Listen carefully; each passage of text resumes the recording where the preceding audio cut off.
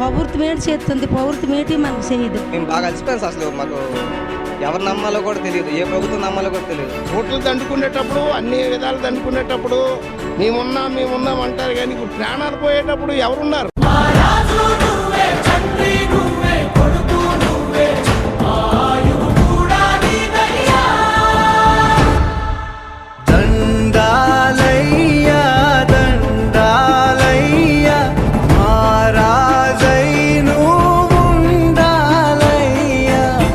Kidney సమస్యలపై యుద్ధం ప్రకటించేందుకు జనసేనాని సిద్ధమవుతున్నారు.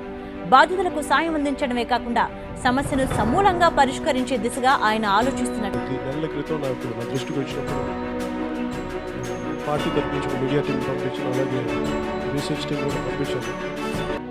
కేవలం ఓట్లు వేయించుకున్నప్పుడు లేదంటే అవసరాలకు వచ్చినప్పుడే వచ్చేసి ప్రజల ముందుకు వచ్చి సమస్యల్ని పరిష్కరించే సమయంలో మటుకు మీరు ఎందుకు వెనక్కి వెళ్ళిపోతారు నాకైతే అర్థం కాదు. రాష్ట్ర ప్రభుత్వాన్ని కూడా నేను అడిగేది, మీరు పుష్కరాలకని చెప్పి ఇన్ని 100 కోట్లు ఖర్చు పెట్టగలరు, లేదంటే క్యాపిటల్ కోసం అని చెప్పి అన్ని వేల కోట్లు ఖర్చు పెట్టగలరు, కానీ ఉద్దానం ఇక్కడ మనుషులు చనిపోతున్నప్పుడు, పిల్లలు అనాథలు అవుతున్నప్పుడు మటుకు మీ దృష్టికి రాకపోవడం చాలా బాధ కలిగిస్తుంది, చాలా బాధ కలిగిస్తుంది. ఒక 15 రోజుల్లో రిపోర్ట్ మా చేతికి వచ్చిన తర్వాత నేనే స్వయంగా ముఖ్యమంత్రి గారి దగ్గరికి, అలాగే ప్రజాప్రతినిధుల దగ్గరికి నేనే స్వయంగా తీసుకెళ్తాను మీకు సభాముఖంగా తెలియజేసుకున్నాను.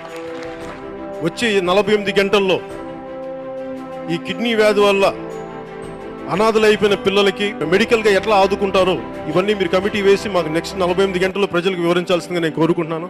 ఒకవేళ 15 రోజుల తర్వాత మా సమగ్రమైన రిపోర్ట్ జనసేన పార్టీని సబ్మిట్ చేసిన తర్వాత అప్పటికి ముందుకి తీసుకెళ్ళని పక్షంలో మటుకు నేను దీన్ని ఒక ప్రజా ఉద్యమంగా మటుకు నేనే స్వయంగా దీన్ని లీడ్ చేస్తానని చెప్పి మనస్ఫూర్తిగా మీకు తెలియజేస్తున్నాను. ఉద్దానం కిడ్నీ బాధితుల సమస్యలపై ముఖ్యమంత్రి చంద్రబాబు స్పందించారు. పవన్ కళ్యాణ్ లేవనెత్తిన అంశాలను చంద్రబాబు సీరియస్ గా తీసుకున్నారు. కుప్పం తరహాలో రక్షిత మంచినీరు అందించేలా చర్యలు తీసుకుంటామని, బాధితులకు వైద్య సాయం అందిస్తామని ప్రకటించారు.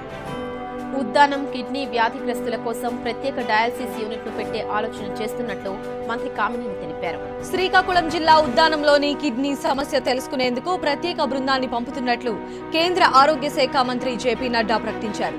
పలాస, సోంపేటలో డయాలసిస్ కేంద్రాలను ఏర్పాటు చేస్తామని ప్రకటించారు.